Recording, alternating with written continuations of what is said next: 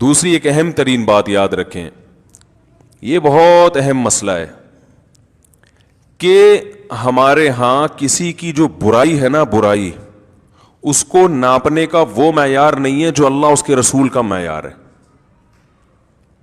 ہمارے ہاں جرم کو ہر انسان اخپل طریقے سے ناپتا ہے، سمجھ رہے ہیں، اس کی قیمت لگاتا ہے کہ یہ اتنا بڑا جرم ہے کہ یہ کہاں جائے گا؟ جہنم میں. دیکھیں کسی بھی ہر ملک میں سگنل توڑنے کا جرمانہ الگ ہے، ایسا ہی ہے نا. پاکستان میں اگر آپ سگنل توڑیں تو چالان الگ قسم کا ہوتا ہے، دبئی میں توڑ دیں تو بیڑا غرق ہو گیا آپ کا، امریکہ میں توڑ دیں تو الگ سزا ہے. ہر ملک میں بندہ مارنے کی الگ سزا ہے، ہر ملک میں بندہ مارنے کی الگ سزا ہے، رشوت کی ہر ملک کے الگ. تو ہر کنٹری نے، ان کی اسمبلی نے یا ان کے جو قانون دان لوگ ہیں انہوں نے اپنے لحاظ سے جو ہے نا جرم کو ڈیفائن کیا ہوا ہے کہ بھئی یہ والا جرم جو ہے یہ اتنا بھاری ہے اور اس کی سزا اتنی ہوگی. تو ان کے جو بھی ماہرین ہیں وہ بیٹھتے ہیں، بھئی سگنل توڑا تو اس کا مطلب یہ لوگوں کی جان سے کھیل رہے ہیں، لوگوں کی جان سے کھیلنے کا مطلب بندہ بھی جا سکتا تھا، بندہ بھی جا سکتا ہے، اس کا مطلب یہ چھوٹا موٹا جرم نہیں ہے، لہٰذا اس پہ اتنا بھاری بھرکم جرمانہ ڈال دیتے ہیں کہ وہ آدمی کہتا ہے دوبارہ نہیں توڑوں گا کبھی. اور بعض لوگ دوسرے اسٹائل سے سوچتے ہیں کہ بھئی سگنل توڑا ہے تو بندہ تھوڑی توڑا ہے، بندے کو تھوڑی مارا ہے، اور اس کی نیت بھی نہیں تھی اور مرا بھی نہیں بندہ، یا تو مر جاتا بندہ تو توڑ کے بھاگا ہے نا، تو ٹھیک ہے 50 روپے لو نکلو یہاں سے.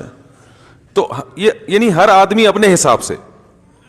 تو آپ جس کی ریاست میں ہوتے ہو اس کے قانون کے حساب سے جرم کو تولتے ہیں، وہیں کے قانون کے حساب سے. اسی طرح یاد رکھیں یہ زمین کس کی ریاست ہے؟ اللہ کی. تو جب اللہ کی نافرمانی ہوگی تو اس جرم کو اسی حساب سے تولا جائے گا. اللہ نے اس کو کتنا بڑا جرم قرار دیا ہے، اس کو اخپل طریقے سے، بولو نا بھائی، نہیں تولا جائے گا، اس کو اپنے حساب سے تولا جائے گا، یعنی اللہ کے حساب سے.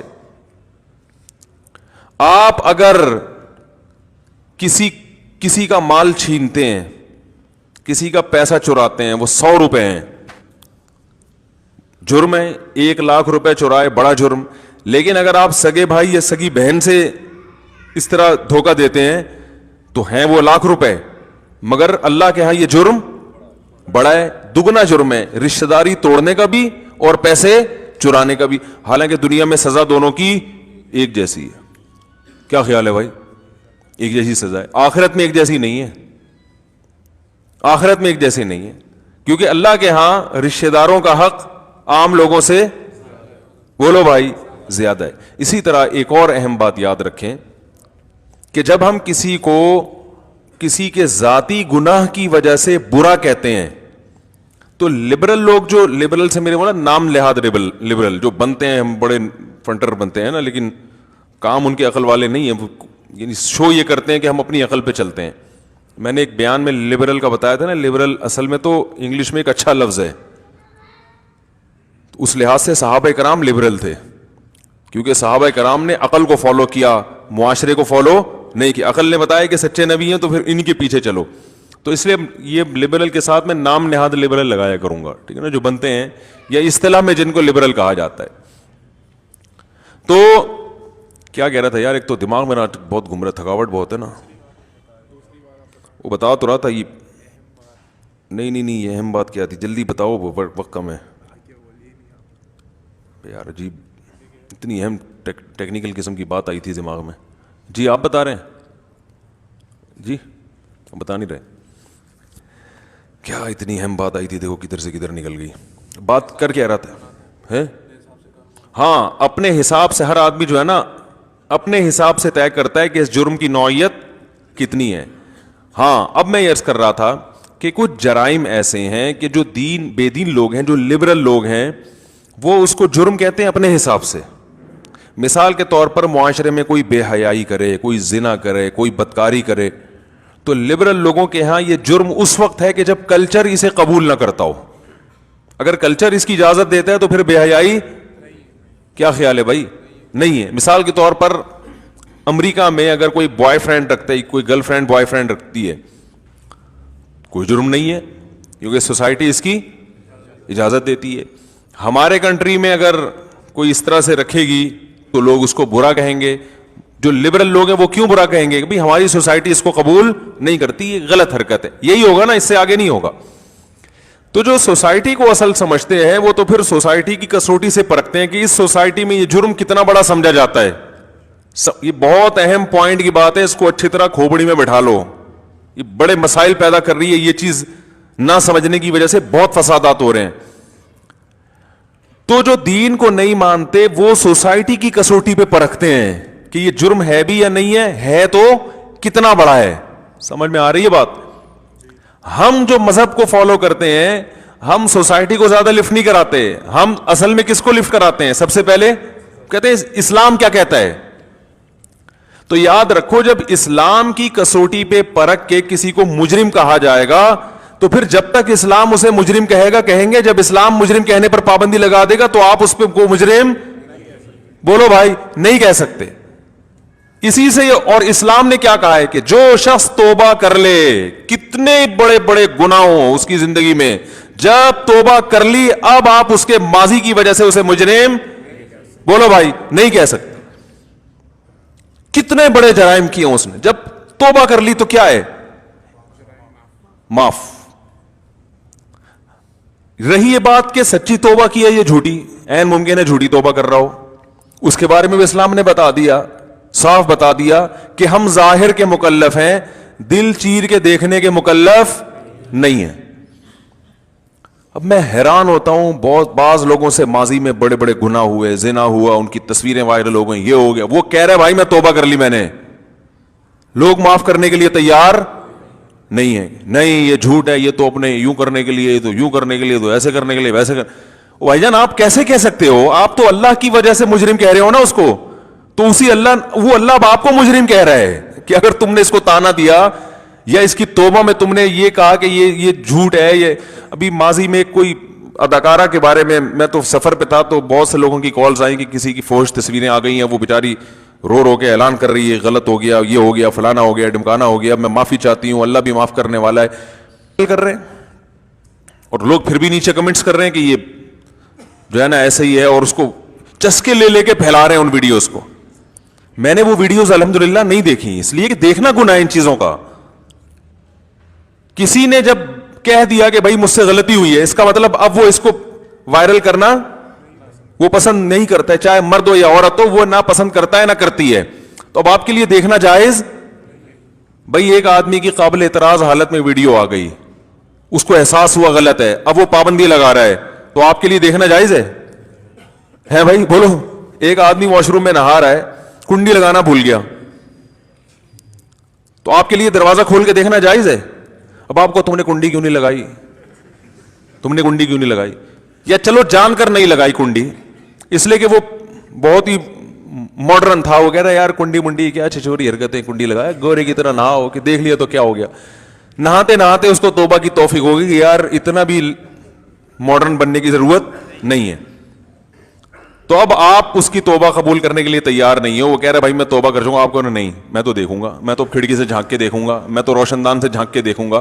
تو اس کا مطلب اس سے پہلے تو وہ برا تھا, اب اس عمل کے بعد جب آپ اس کی ویڈیو دیکھو گے یا آپ اس کو جھانک کے دیکھو گے تو کون برا ہے؟ اب آپ برے ہو. یہ بہت بڑی مسٹیکس ہیں جو ہمارے معاشرے میں ہو رہی ہیں. لوگ دلوں کو ٹٹولنے کی کوشش کرتے ہیں, یہ سچی توبہ ہے یا جھوٹی توبہ. وہ بھائی ہمیں سچی جھوٹی میں جانے کی اجازت نہیں ہے. دیکھو کیا نبی کے دور کا واقعہ صحیح حدیث میں ملتا ہے کہ غیر مسلم مقابلے کے لیے آئے, اور جب صحابی کی تلوار ان کے گردن پہ پڑنے والی تھی نا, انہوں نے کلمہ پڑھ لیا, صحابی رسول نے گردن اڑا دی, مار قتل کر دیا ان. بعد میں جب صحابہ نے بتایا رسول اللہ صلی اللہ علیہ وسلم کو کہ انہوں نے ان کو قتل کیا حالانکہ یہ کلمہ پڑھ چکے تھے, تو آپ صلی اللہ علیہ وسلم نے ان صحابی سے پوچھا تو انہوں نے فرمایا یا رسول اللہ انہوں نے تو موت کے ڈر سے کلمہ پڑھا تھا. آپ صلی اللہ علیہ وسلم اتنے غضبناک ہوئے, فرمایا ہلا شققت قلبا, تم نے اس کے دل کو چیر کے کیوں نہیں دیکھا؟ دل کو چیر کے دیکھتے کہ دل سے پڑھ رہا ہے یا اوپر اوپر سے پڑھ رہا ہے, پھر فیصلہ کرتے نا. دل چیرنا تمہارے اختیار میں ہے نہیں, تم نے یہ کیسے کہہ دیا کہ موت کے ڈر سے کلمہ پڑھا ہے؟ کس قدر آپ صلی اللہ علیہ وسلم غضبناک ہوئے, بار بار یہ الفاظ دہرائے, ہلا شققت قلبا, ہلا شققت قلبا. اب دیکھو یہاں تو 99.9% انسان کا دماغ اسی طرف جاتا ہے کہ موت کے ڈر ہی سے پڑا ہے. ارے بھائی سوال پیدا ہوتا ہے نا کہ اتنے دنوں سے کہاں تھے بھائی, کلمہ کیوں نہیں پڑھا؟ پھر میدان جنگ جب دونوں طرف صفیں تھیں اس وقت پڑھ لیتے, اور پھر جب لڑائی شروع ہوئی اس وقت پڑھ لیتے, جب تک بالکل عین اسی وقت جب میری تلوار کی زد میں آ گئے. تو بظاہر یہی لگ رہا ہے کہ موت کے ڈر سے پڑا ہے, لیکن آپ صلی اللہ علیہ وسلم نے فرمایا نا نا نا نا, ہم دل کو کاٹ کے دیکھنے کے مکلف نہیں ہیں. تو یاد رکھو کسی کے گناہ پہ چسکے نہ لیا کریں. جو چسکے لے رہے ہوتے ہیں نا, رسول اللہ صلی اللہ علیہ وسلم نے ارشاد فرمایا لا تظہر الشماتۃ لاخیک, اپنے مسلمان بھائی یا مسلمان بہن بھی اس میں داخل ہے, ان کے کسی برائی کو دیکھ کے عار نہ دلایا کرو, خوش نہ ہوا کرو. شماتہ کہتے ہیں کسی کو مصیبت میں دیکھ کے خوش ہونا. فرمایا اس بات کا بہت زیادہ امکان ہے, آگے حدیث کے مکمل الفاظ ہیں, کہ اللہ اسے اس برائی سے بچا لے اور تمہیں مبتلا کر دے, اگلا نمبر تمہارا ہوگا. پھر چسکے لے رہے ہوتے ہیں, توبہ ماننے قبول کرنے کے لیے تیار ہے ہی نہیں, ہر چیز کی تعویل. وہ بھائی کوئی کہہ رہا ہے کہ مجھ سے گناہ ہوا تھا, اس کی تصویریں وائرل ہو گئی, بھائی میں نے توبہ کر چکا ہوں, چھوڑ چکا ہوں. تو اپریشیٹ کرنا چاہیے نا, چلیں جی ماضی میں جو ہو گیا اللہ نے آپ کو توبہ کی توفیق دی, ماشاءاللہ بہت اچھا. نا نا نا, اب صاحب ایسا ہی ہے ٹھیک ہے, اب بعد میں سب یہی بولتے ہیں, اب سب یہی ہوتا. او بھائی اگر حقیقت میں بھی جھوٹی توبہ کی ہے, آپ کو اللہ کیا کہہ رہا ہے کہ اس کی حقیقت میں جانے کی چندہ ضرورت نہیں ہے, آپ نے یہی بولنا ہے بھائی سچی توبہ ہے, آپ نے یہی بولنا ہے, وہ اللہ جانے, وہ بندہ جانے, وہ اس کا آپس کا آخرت کا معاملہ ہے. یہ ان گناہوں کے معاملے میں جو جس کسی کے نجی گناہ ہوتے ہیں. ہاں حق دبایا ہوا ہے کسی کا, سمجھ رہے, وہ حق بہرحال دینا پڑے گا. یہ کوئی قومی مجرم ہے, ایسے جرائم کر کے بیٹھا ہے کہ اس کو معاف کر دیا تو اس کا دوبارہ نقصان امت کو ہوگا. جیسے ڈاکو کی بھی ہمیں قرآن میں مثال ملتی ہے. ڈاکو جو ہے نا, ڈاکو, اب ایک آدمی نے درجنوں لوگوں کو قتل کر دیا اور پکڑائی میں نہیں آ رہا تھا. اب پکڑائی میں آیا تو کہہ رہے بھائی میں تو توبہ کر چکا ہوں. ہم کہتے چلے چکے, آپ ایکچولی 25-30 بندے مار دیا آپ نے, اور آپ نے کروڑوں روپے کھا لیے اور غریبوں کی زکوٰۃ بھی کھا لی. تو ہم نے جی مفتی صاحب کا بیان سنا ہے کہ جو توبہ کر لے تو اس کے ظاہر کو قبول کرنا چاہیے, تشریف لے جائیے. بلکہ توبہ کے 2 ہار بھی اس کے گلے میں ہم نے پہنا دیے, اور نام بھی رکھ دیا توبہ خان کہ بھئی ٹھپا لگ جائے کہ بھئی یہ کیا ہے. وہ کیا ہے, بڑا اچھا ملک ہے, دوبارہ 5-6 بندے مار دیے اس نے, اور یہ کیا اور وہ کیا, پھر پکڑائی میں آ گیا, پھر کہہ رہے بھائی میں نے کیا کر لی ہے, توبہ کر لی ہے. تو یہ ان جرائم کے بارے میں نہیں ہے, اس لیے کہ ایسے لوگوں کو چھوڑنے میں نقصان کس کا ہے, لوگوں کا. تو یہاں کے بارے میں دوسری حدیث ہے, لا یلدغ المؤمن من جوہر مرتین, مومن ایک سوراخ سے 2 دفعہ نہیں ڈسا جاتا. یہاں عقل مندی دکھانی ہے. ایک ہے کسی کا نجی معاملہ, وہ کیا کر رہا ہے, زنا کیا اس نے, بے حیائی کی, شراب پی, اس کا نجی معاملہ ہے, اس گناہ پہ پردہ ڈالنے کا حکم ہے. اور اگر پکڑا جائے توبہ کا اعلان کرے تو توبہ کو ماننے کا حکم ہے. 100 دفعہ توبہ کرے, 100 دفعہ توڑے, 101ویں دفعہ میں توبہ کرے گا تو ہمیں پچھلے 100 کے بارے میں یہ نہیں کہہ سکتے, ہمیں اس میں بھولنا ہے. 100 دفعہ پکڑا گیا, 101ویں دفعہ میں توبہ کر رہا ہے تو ہمیں یہ حکم ہے کہ ہم 101ویں دفعہ میں بھی کہیں سچی توبہ کر رہا ہے. سمجھ میں آ رہی ہے بات کہ نہیں آ رہی؟ لیکن جو ایسے جرائم ہوتے ہیں جس سے معاف کرنے میں لوگوں کا نقصان ہے, تو اس میں شریعت میں یہ پھر نہیں ہے. اس میں یہ کہ ایک سوراخ سے 2 دفعہ نہیں ڈسے جاتے. وہاں دوسری حدیث ہے, میں اکثر سناتا رہتا ہوں. ایک جاسوس پکڑا گیا غیر مسلموں میں, نبی صلی اللہ علیہ وسلم نے حکم دیا اس کو قتل کر دو. اس نے کہا یا رسول اللہ میری بیٹیاں ہیں. آپ صلی اللہ علیہ وسلم نے ترس کھا کے اس کو چھوڑ دیا. دوبارہ پکڑا گیا, حالانکہ اس کو چاہیے تھا اب جاسوسی نہ کرتا, جاسوس تو لوگوں کو قتل کروا دیتا ہے. آپ صلی اللہ علیہ وسلم نے دوبارہ اس جب پکڑا گیا نبی کے سامنے لایا گیا, اس نے پھر کہا میری 6 بیٹیاں تھیں غالباً ان کی.